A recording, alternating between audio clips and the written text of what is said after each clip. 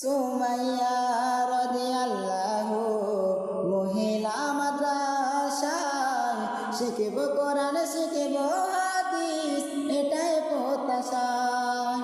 সুমাইয়া রাদিয়াল্লাহু মহিলা মাদ্রাসায় শিখিব কোরআন শিখিব হাদিস এটাই প্রত্যাশা।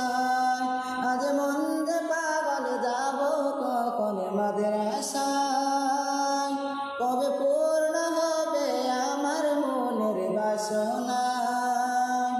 আজ মন যে পাগল যাব কখন মাদ্রাসায়, কবে পূর্ণ হবে আমার মনের বাসনা।